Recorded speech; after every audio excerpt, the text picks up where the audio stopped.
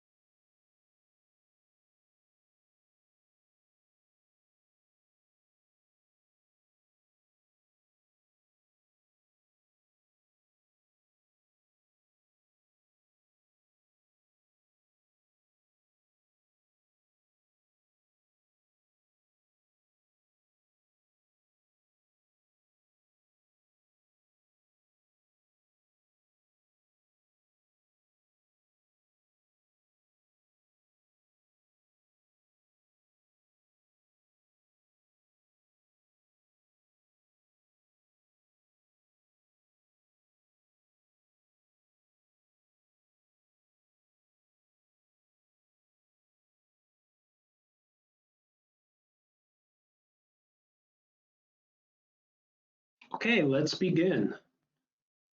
Hello, and thank you for joining us today as we continue our complimentary account validation webinar series. My name is Luis Guzman. I am a Senior Director of Business and Product Development at Nacha and will serve as the moderator for this series. Our goal with this series is to increase awareness on new and updated ACH rules. And today's focus will be on the incoming web debit account validation rule. Our speakers will provide an overview of the rule, discuss solutions that can help your organization comply with the incoming rule change.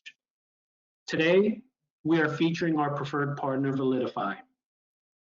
Before we jump into the presentation, we will have a Q&A session at the end and encourage you to use the widget on the right side of your screen to submit your questions. In the event we run out of time and are unable to answer your questions, we'll make sure someone follows up with you directly. Also, once the webinar series has completed, you will receive an email with a link to the recordings. The webinar recordings will be found on the Nacha website under distance learning. Also, should your organization require any additional guidance or payments expertise, Nacha Consultant will partner with you on all things payments. A few of the core services are ACH advisory, payment and digital transformation strategy, as well as customized payments training for you and your organization.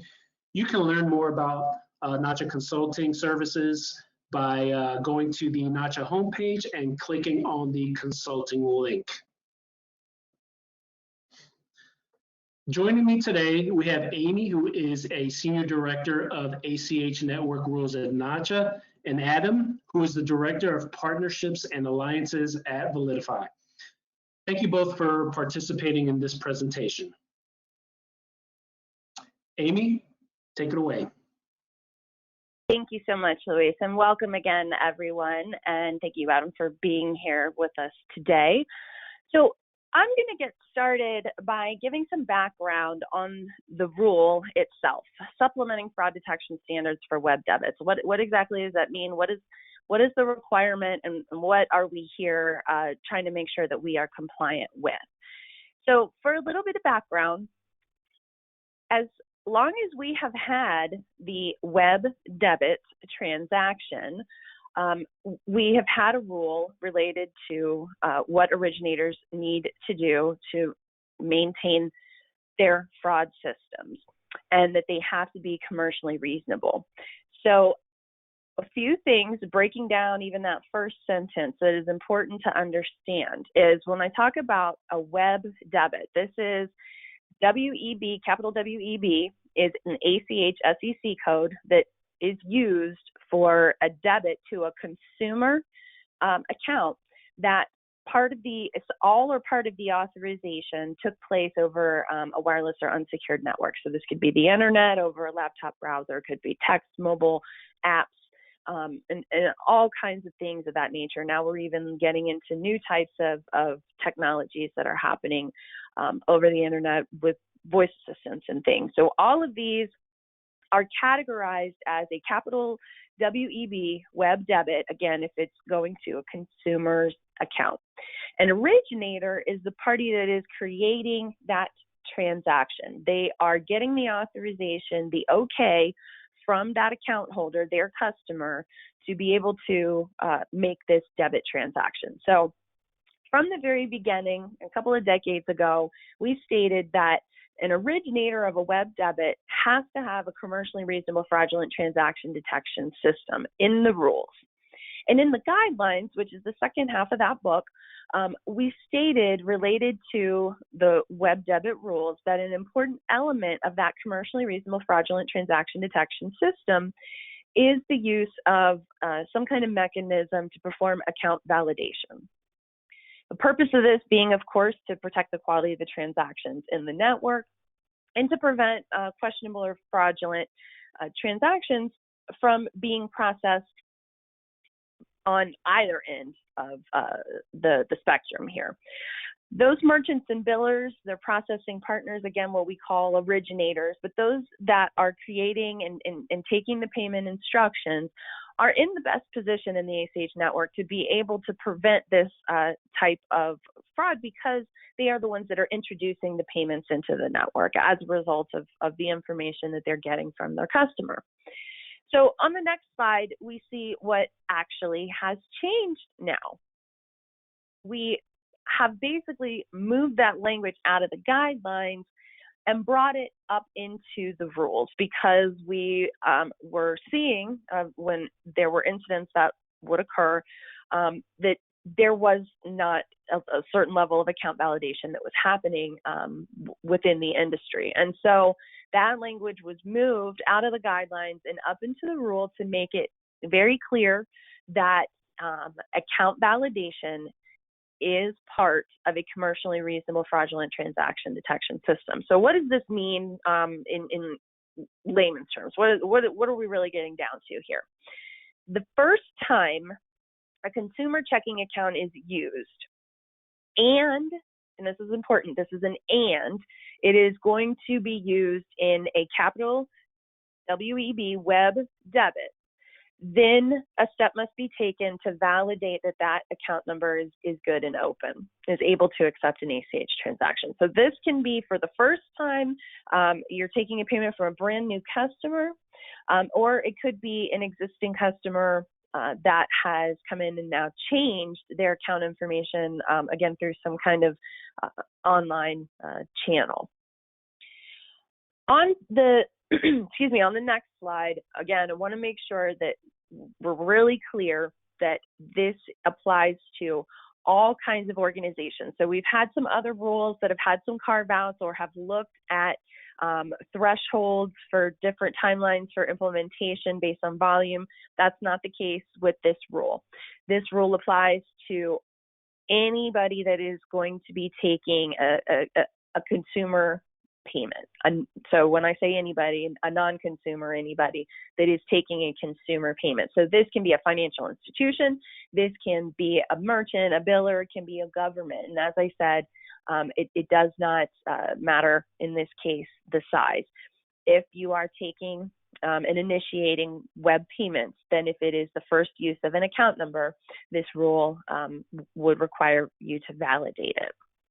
So then when we look onto the next slide, we look at how we laid out that language, and it was specifically neutral. So we stated simply that the account must be validated. In our training, we have discussed that there are a number of ways that this can happen and are satisfactory to the rule and the spirit of the rule. It's truly up to the originator, merchant, biller, sender, financial institution, what meets your business need the best. There's an ACH pre-notification, and there may be, and you may end up with a combination of all or some of these. So there's the ACH pre-notification, which is a $0 transaction that flows through the ACH network.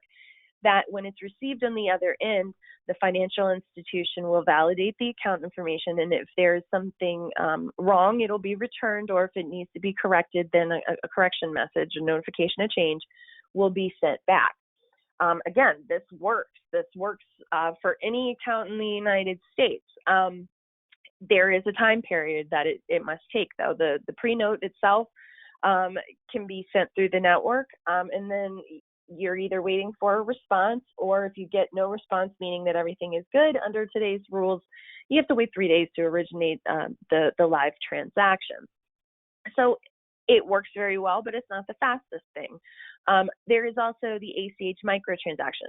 And the ACH micro transactions or micro entries, micro deposits, these are things that have been going on in the industry for quite some time now. They're very small dollar transactions, and the receiver on the other end needs to be able to view them and perhaps answer some questions, in essence, in attempt to verify that they, number one, the transactions posted so they were good, but also attempting a certain level of verification of that person having access to the account.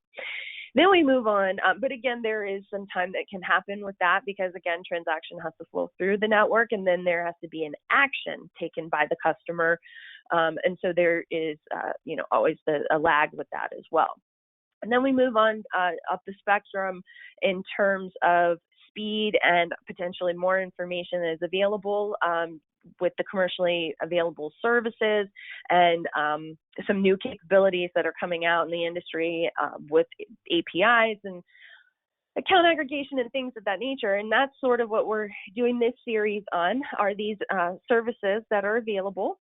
And so that folks can understand the capabilities for validating the account. And then there are also even additional other, as I said, things that you can layer on that, are above and beyond the rule. And I'll talk a little bit more about that in a second, but may be important parts of your fraudulent transaction detection system.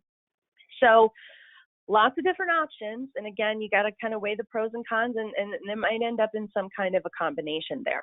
The effective date for this rule is March 19th. It's coming up very, very soon. We're a month away. And so I'm very glad, that we're still here and we're talking about this and we're continuing to prepare. I want to make one mention about the date, and that is that if you do go out to Nacha.org and you visit our coronavirus pandemic resource page, at the top of that page, please do visit it. There's a wealth of great information out there. At the top of that page are our operations bulletins that we have released. They're in the order in which they have been released. The most recent one that we put out at the end of last year reaffirmed that several of the upcoming Nacha rule implementation dates, and that they are not being changed. However, this rule was one that was indicated that there would be a period of 1 year in which we would take a position of non-enforcement where we are able to for those parties that are working in good faith towards their implementation. So all is not lost, but again, the date has not changed, and we need to make sure that we are trying to implement as closely to March 19th of this year as possible.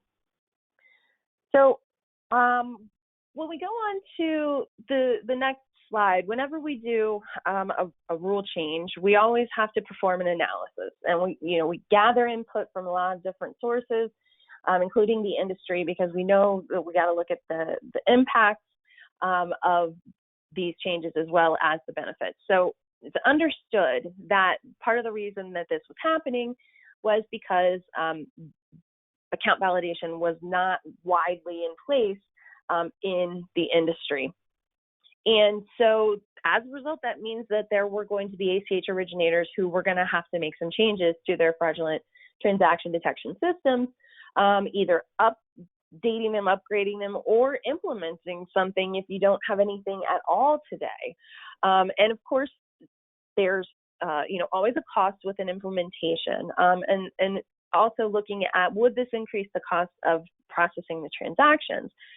And while, yes, depending on what you're going to do, there could be an increased cost. In the first time that you validate an account number, we do feel that there are some offsetting savings there, in that, number one, a significant reduction in dealing with exception items and collections on return payments, as well as some other great benefits of, well, I'll talk about that more in a second, but getting some more additional information about your customer. But also, when we talk about the cost, understanding exactly what does need to be validated and what does not need to be validated. Again, that equation of the first time you see this account number and it is going to be used as a web debit. We knew there could be some impacts to the receiving financial institutions, most likely just a shift of the types of transactions that they are receiving potentially, but also a greater awareness and for the receiving financial institutions when their account holders are dealing with having their accounts validated and the availability of those services, and how it meets their needs with their account as well. That could be part of customer service conversations or member service conversations with those receiving financial institutions. So it's good that we continue to spread awareness, and we're having these kinds of discussions. On the next slide, though, we talk about what the benefits would be. And as I said in the very beginning, obviously improved network quality, better transactions in the network, a reduction of those questionable or fraudulent entries. And as I said, that's helpful on both ends of the spectrum, both for the one that created the payment as well as for the parties that are receiving the payment. Those parties that are creating the payment would also have improved fraud detection capabilities, because this is a level of information, even just basic account validation, if that's all you choose to do, is still another level of data that you didn't have before, and that can help you learn more about your customer and understand their activities and feed that into your fraud and risk mitigation systems.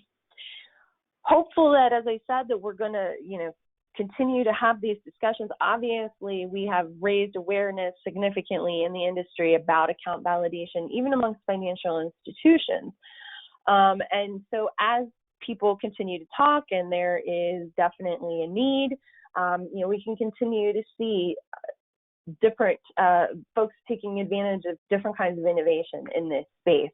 And that should then limit some of the scope of the possible things that could happen, because we're dealing in the world now of social media, where when somebody thinks they have a great idea to perpetrate fraud, they put it on social media and it spreads like wildfire.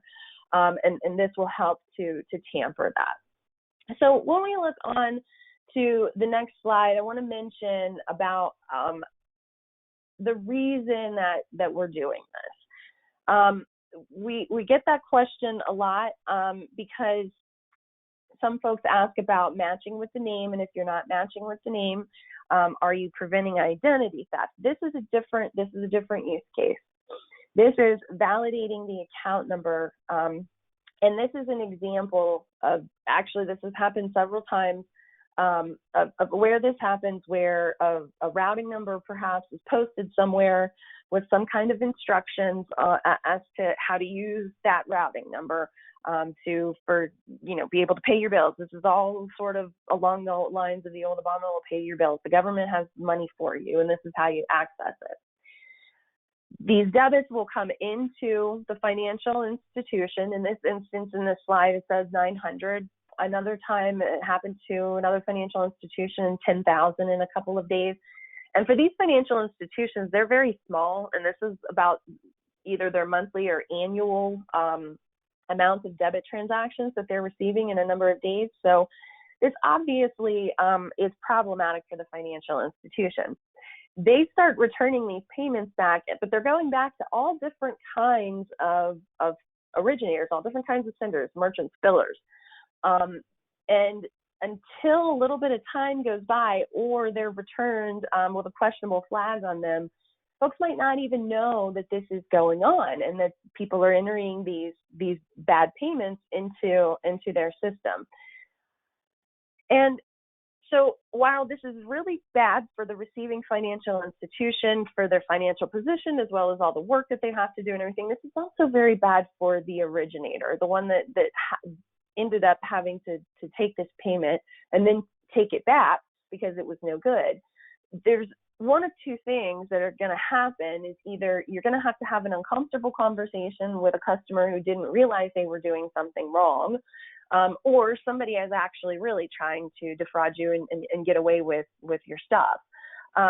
And then you have the exceptions in the collections costs. And then this is, obviously it adds up on the originator side as well. So lack of account validation is what allowed for this to happen in the past. So we're cutting that off. That is the use case around this rule.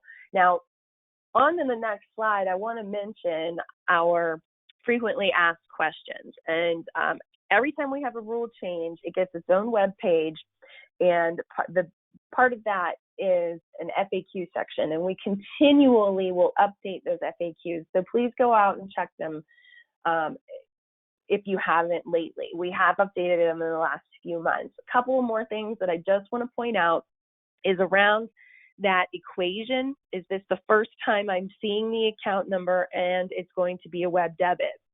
If you have seen that account number before, and obviously you have to have the capabilities to look across your system, but if you've seen that account number before, but it was a telephone transaction, or it was a face-to-face transaction, or a check conversion transaction, then it's not the first use of that account. And so it doesn't meet that equation. It doesn't need to be validated. The second thing that I want to point out that's asked a lot, and I've touched on it going through here, is we know what validate means now. It is that the account number is good and that it is able to accept an ACH transaction, but do I have to verify the ownership, verify the name on the account? Not for this rule. This rule is specific to account validation. However, the caveat with that is the first part of the whole rule, which is that you have to have a commercially reasonable fraudulent transaction detection system.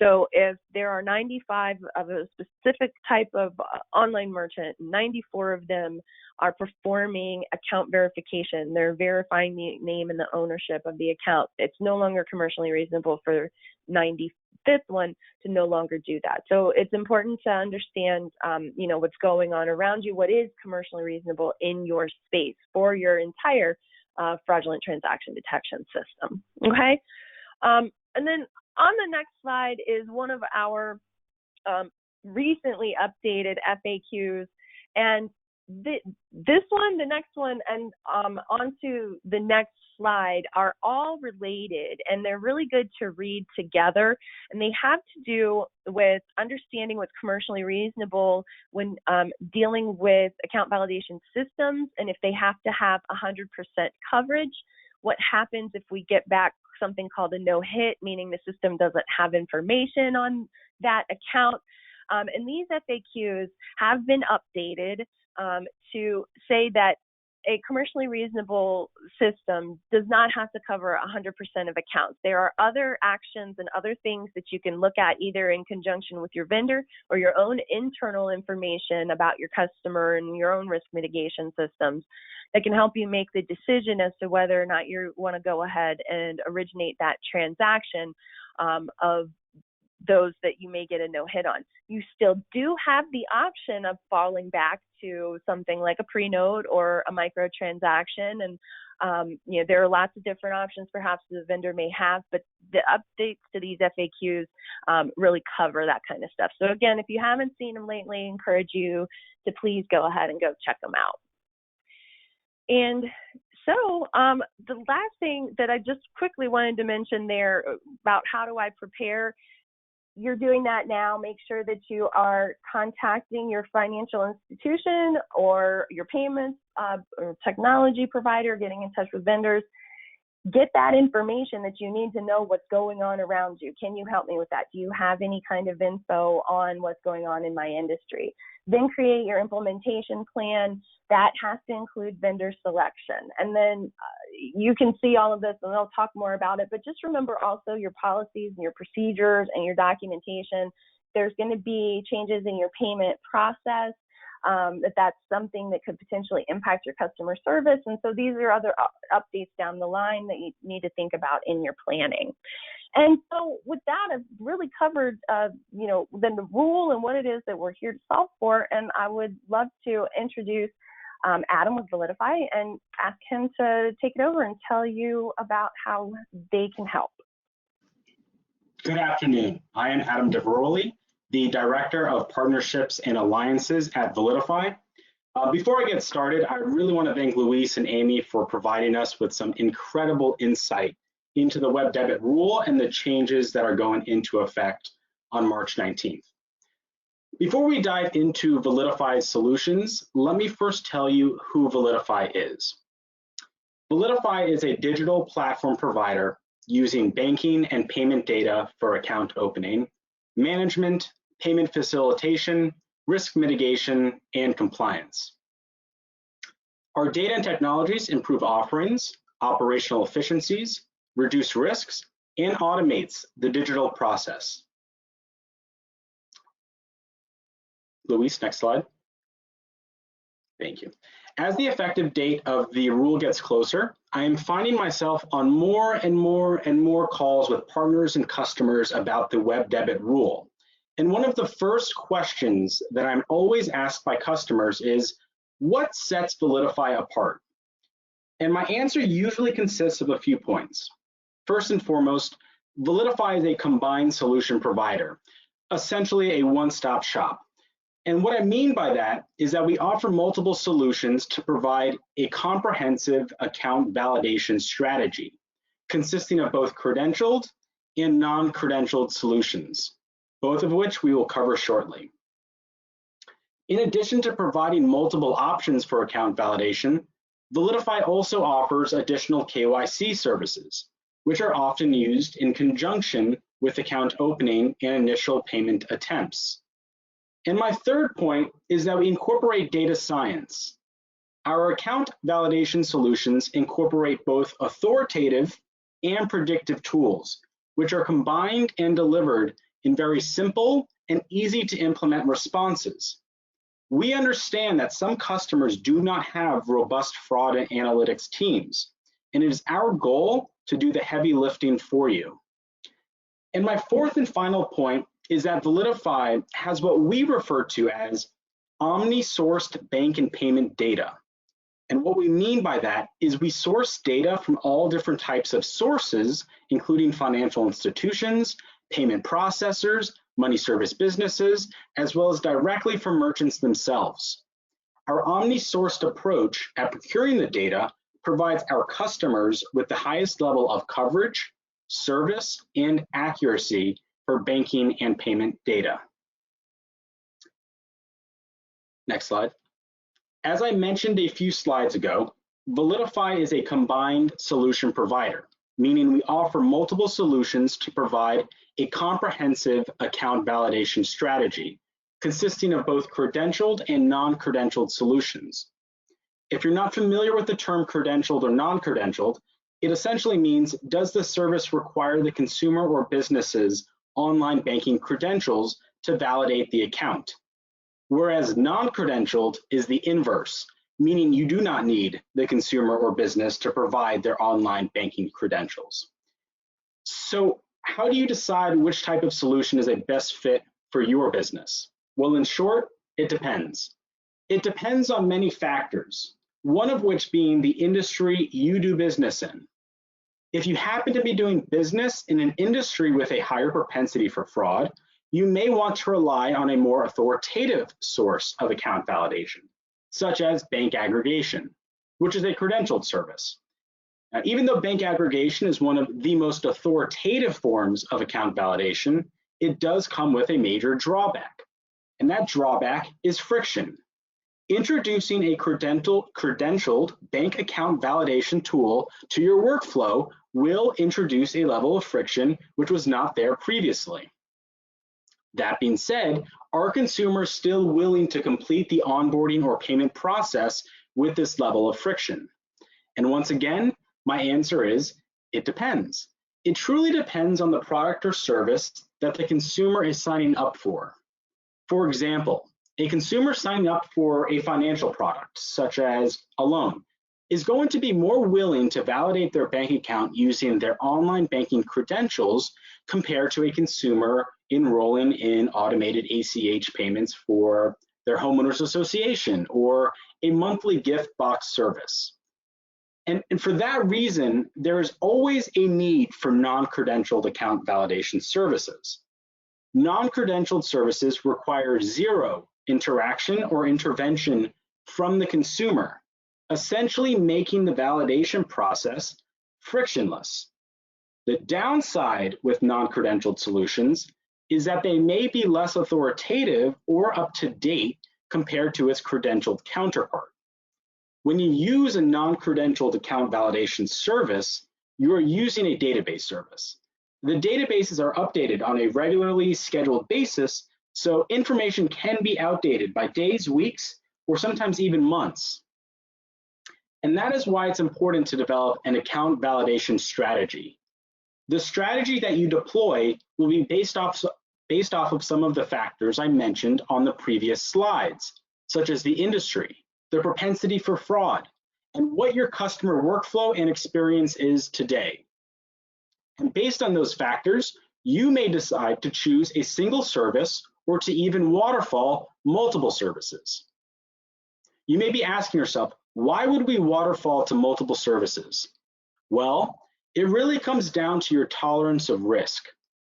If you're looking to implement a credentialed bank aggregation solution for account validation, it would make sense to then waterfall to a non-credentialed solution, since not all consumers and businesses will be willing or able to provide you with their online banking credentials. So let's now dive into the actual validation services. ValidiFI's bank aggregation service is an authoritative account validation tool, which in its most basic form can validate the authenticity of a bank account. That being said, there is much more to bank aggregation, which we'll cover shortly. But before we get too deep into bank aggregation and how it can be used for account validation purposes, I think it's important to understand the technology. What is credential-based bank account validation? Well, credential-based bank account validation, which we refer to as bank aggregation here at ValidiFI, is a piece of technology, essentially a widget, that allows a consumer or a business to easily select their banking institution, then simply enter their online banking credentials, and then once they enter their credentials, they may be asked to provide some sort of answer or a security code in order to complete multi-factor authentication. And at that point, the consumer will have successfully validated their bank account. But bank aggregation does not simply just validate that an account is active. It is actually one of the most comprehensive validation tools available, as it allows for the validation of the status and ownership while providing valuable insight into the consumer based upon their banking transaction history.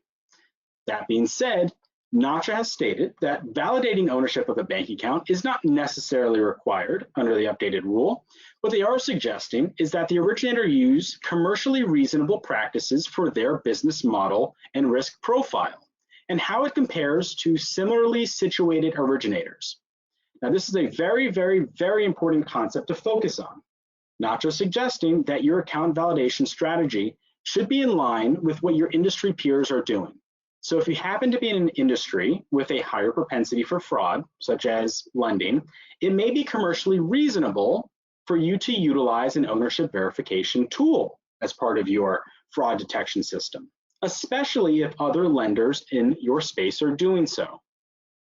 So let's assume that you decide that a credential-based account validation tool is the right choice for your business. What should you look for when assessing the various options currently on the market? Well, first and foremost, it is extremely important to understand the coverage of the product. Essentially, how many financial institutions are available to connect to through your bank aggregation tool. If you were to select a product that has access to only 1,000 financial institutions, then you would be deploying a rather ineffective validation tool, as there will be over 10,000 financial institutions who are unaccounted for. Now, I don't want to speak to the coverage of other credential-based account validation providers, but I would like to speak to ValidiFI's coverage. ValidiFI's bank aggregation service has over 50,000 connections to financial institutions and other financial products, such as credit cards and prepaid cards and virtual DDAs. Out of the 50,000 connections, about 16,000 of those connections are financial institutions. And in many cases, we have multiple backup connections to these institutions in order to provide built-in redundancy. This redundancy is key because there will be downtimes, there will be outages with certain institutions and data sources. It's inevitable. But by working with a provider who has multiple backup connections to institutions, like we do at ValidiFI, you are providing yourself and your customers with the highest level of service while increasing the chances of a successful account validation. With that being said, it is also important to understand the methods of connection used by your credential-based account validation provider. Historically, bank aggregation type solutions relied on a method of data aggregation referred to as screen or web scraping. This method uses the consumer or business's online banking credentials to gain access to their online banking portal, where they then are able to extract certain pieces of information to complete the validation. And over the past few years, data providers, financial institutions, and consumers have pushed for a more streamlined and secure method of financial data transfer and validation, which has come about in the form of open banking and OAuth technology. Open banking connections essentially replace online banking credentials with tokens, which bring higher levels of security as well as higher connection and validation success rates. That being said, open banking is still in its infancy, so it is still in the process of being adopted by financial institutions across the country. ValidiFI provides its customers the ability to leverage open banking connections for which we've actually seen a very high adoption rate. I had our analytics team pull a quick report prior to the webinar, and about 48% of our bank validations over the past couple of months have been through open banking or OAuth connections. Next slide.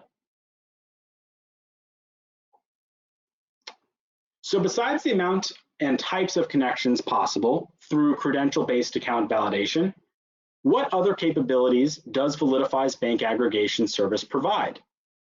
Our bank aggregation service provides many other pieces of information which can be key in mitigating high ACH return rates due to insufficient funds, verifies who the owner of the bank account is, and it can also be used to identify if a prospect or customer is currently employed and or working, as well as assists in segmenting the overall payment risk of a customer based upon their spending patterns.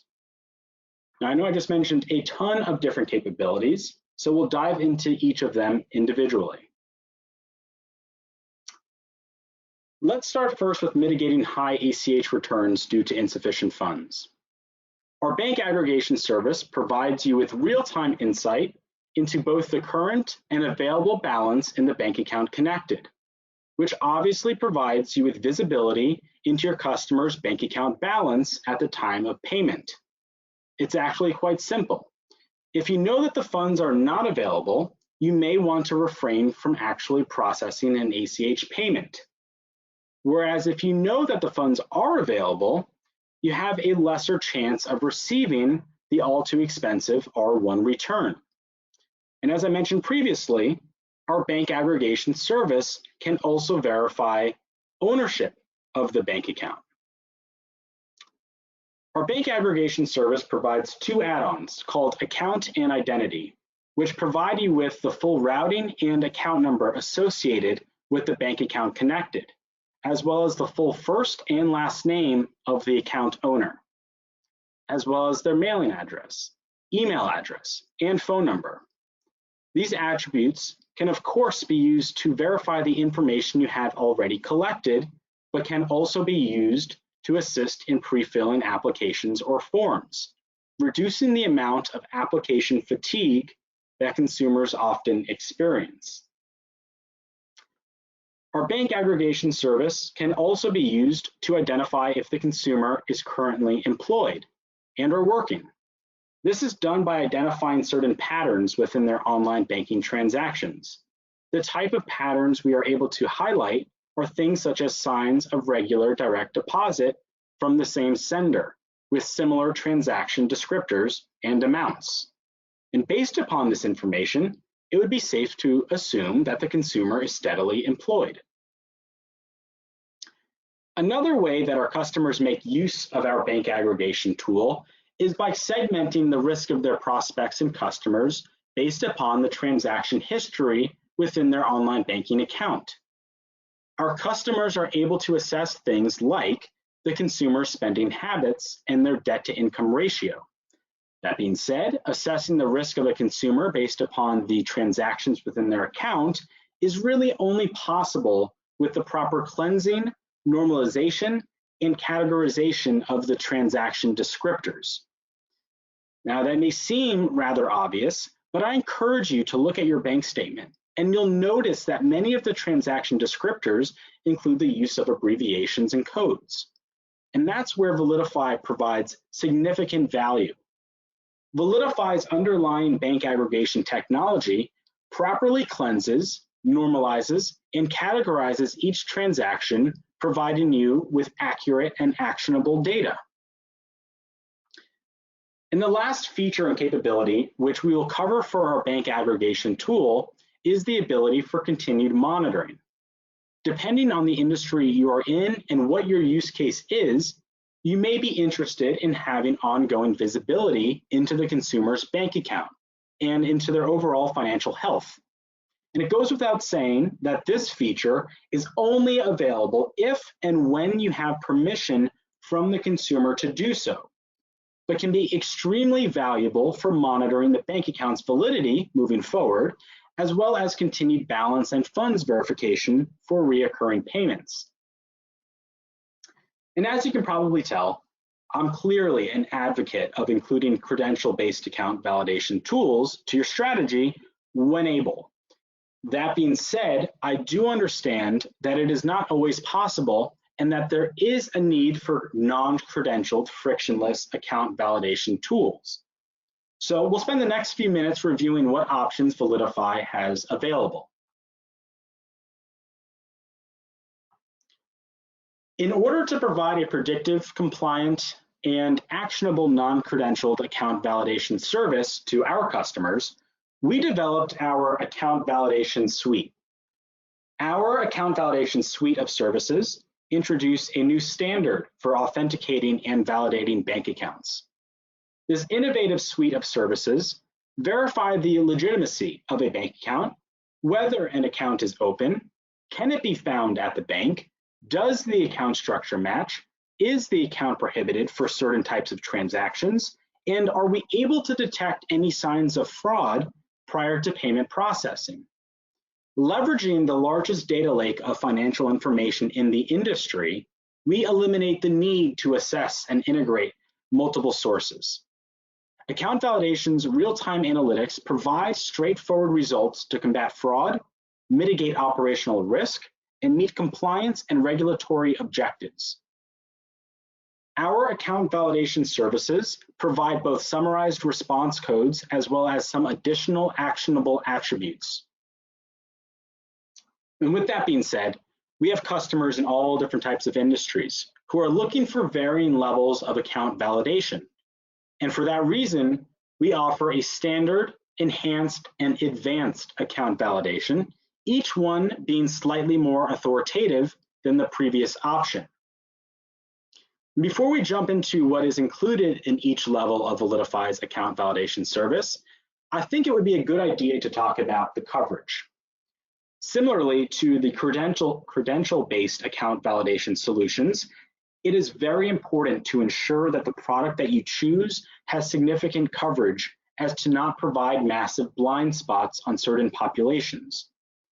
You may recall earlier on the Omni-Sourced bank and payment slide, we broke down our coverage into different chunks, depending on the attribute or pieces of information provided, as it may differ from bank to bank or even merchant to merchant. And that being said, it was clear that our account validation service gave access to varying pieces of account level data from thousands of financial institutions and over 100,000 bank branches. And as I alluded to earlier, our account validation service does not just rely on information from banks. It is also derived from processor and merchant level data. In fact, over 300,000 money service businesses and merchants contribute to these data sources regularly, allowing us to paint the best picture of a consumer's financial well-being, as well as insight into their bank account. And we'll now spend a couple minutes reviewing what is included in each level of our account validation suite, and then we will review the various response codes that you may receive. We'll start with our standard account validation service. The initial validation for this account is a routing number validation. And what that means is that we first screen to ensure that the routing number provided is valid and ACH capable. We do also provide other attributes with this validation, which provide insight into the type of financial institution that this routing number belongs to, as well as other information which can be used to complete a successful payment, such as the correct routing number in the case that there is a corresponding institution used. And the next component of the standard level is the account number structure validation. This component provides insight into if the account number conforms to the assigned structure of account numbers at the financial institution associated to the routing number provided. And that may be a bit tricky to understand. So basically, if all account numbers at ABC Bank begin with a 1 and end with a 5 and are a total of 8 digits long, and you receive an account number from a customer with over 8 digits and it begins with a 2, then it's probably, an invalid account number. The next couple of components can be grouped together as they provide similar information. These components include ValidiFI's banking, payment, and merchant data. These components are derived from banks, credit unions, and money service businesses, as well as payment processors. Also, we do make this information available for merchants across all industries. Information assessed here includes things such as the recency and the frequency of positive and negative payment activity. This payment activity includes if the payment instrument, in this case a bank account, has been presented, and if so, was it settled successfully or was it returned? If it was returned, what was the reason? Was it due to a closed account, insufficient funds, or was it an unauthorized payment? And moving on to our enhanced account validation service, all of the components that I previously mentioned in the standard level are included, in addition to something we call ValidiFI Insights data. Our insight data is over 55 actionable attributes, including things such as the amount of successful ACH payments tied to the bank account provided within our network, the date of the first and last time that the account number was presented within our network, as well as 50 other attributes which can easily be plugged into your risk models to further segment risk. But with that being said, we do understand that most merchants are looking for ease of use, and for that reason, we return easy to implement result codes as well. And our highest level of non-credentialed account validation is our advanced account validation service. This service includes all of the components included in the previous two models, in addition to a live authoritative validation of the bank account.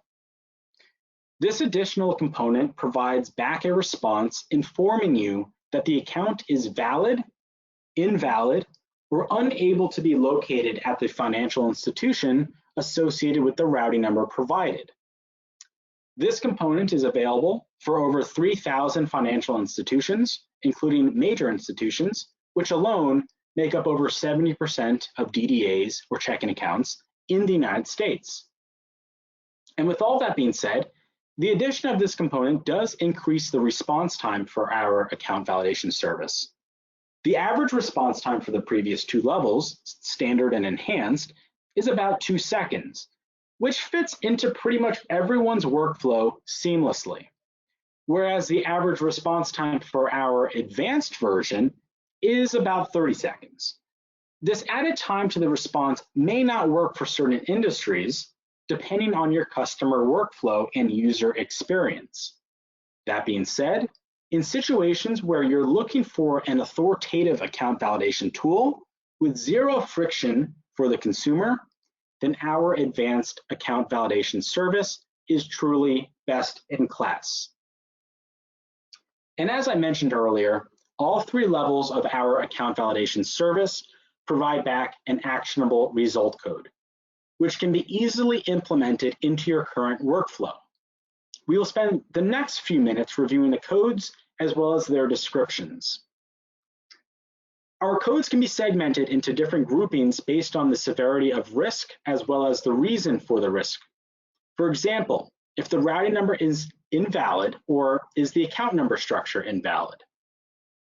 ABC 1, 2, and 3 are deemed high risk due to the fact that the validity of the routing number is in question.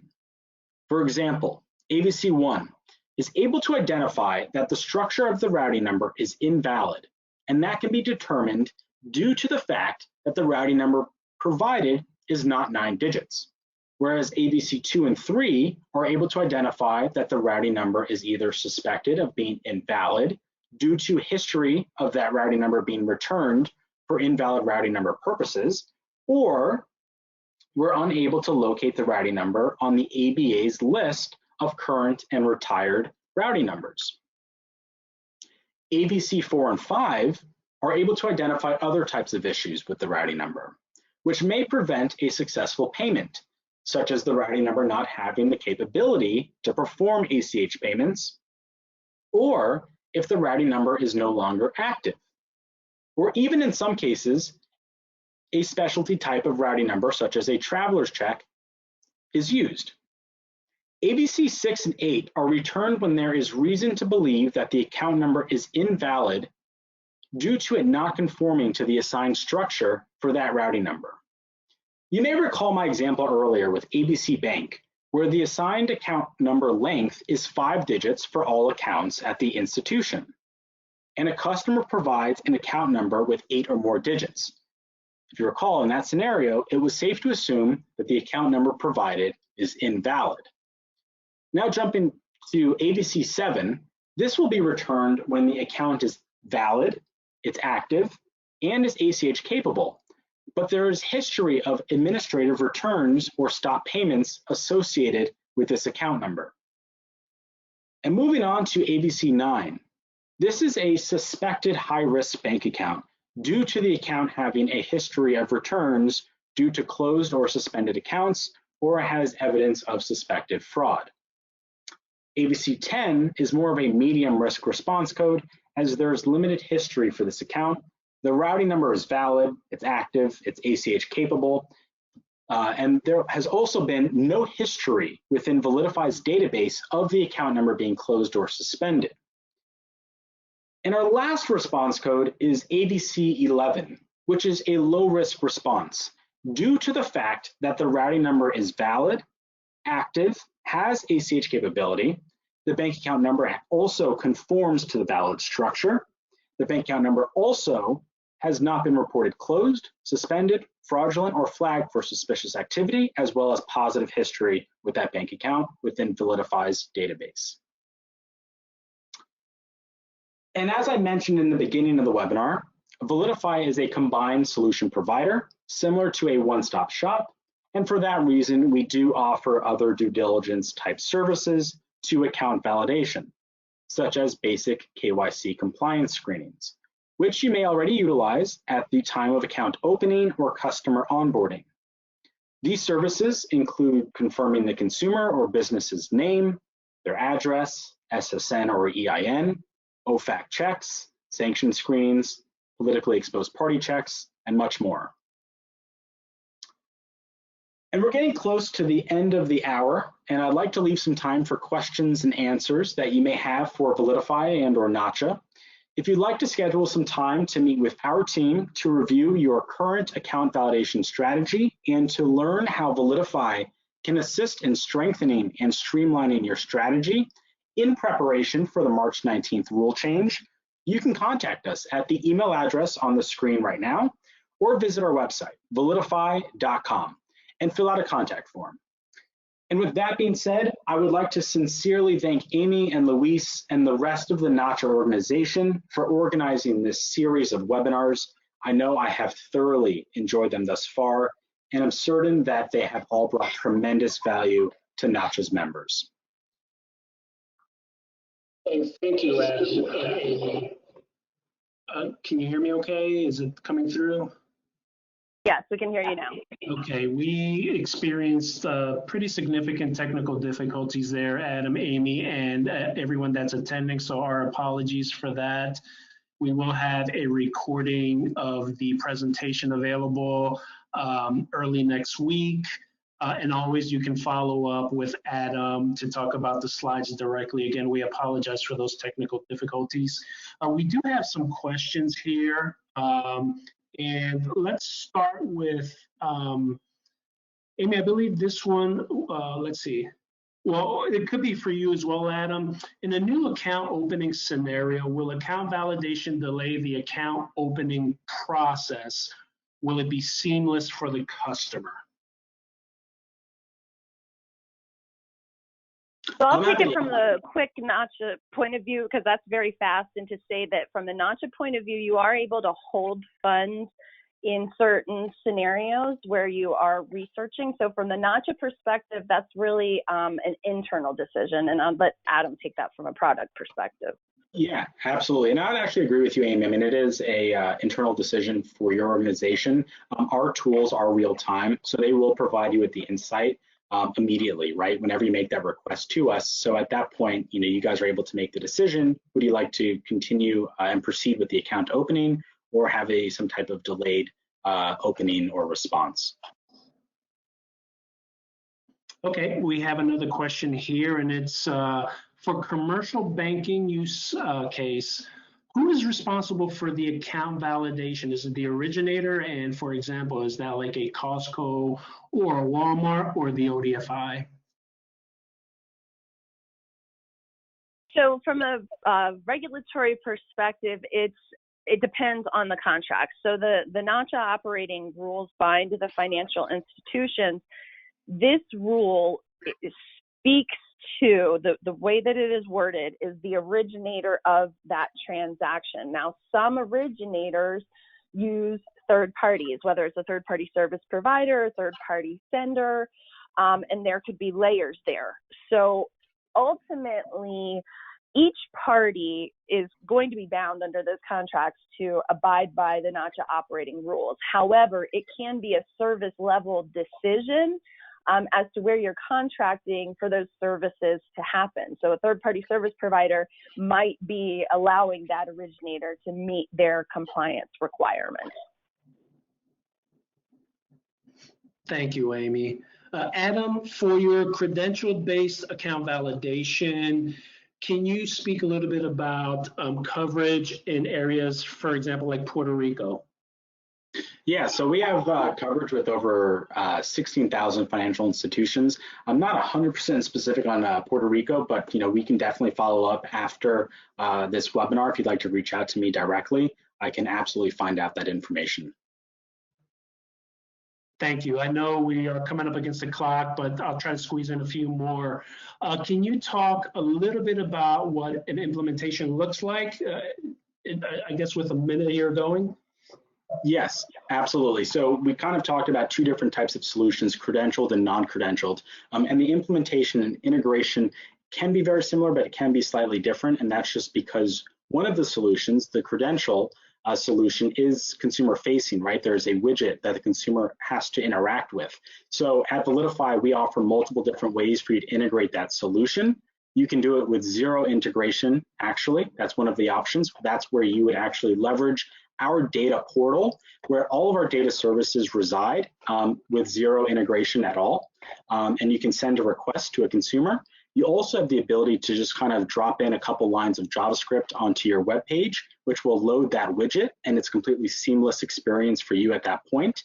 And then on the non-credentialed side, it just uses a very simple RESTful API that we have, and you make that call to us, and we send you that response back instantly. Okay, so we're at the top of the hour. Again, I want to apologize for the technical difficulties we had earlier in advancing the slides. Please follow up directly with Adam to discuss, the slides that were not able to be displayed. And before we sign off, I want to thank Adam and Amy for participating today.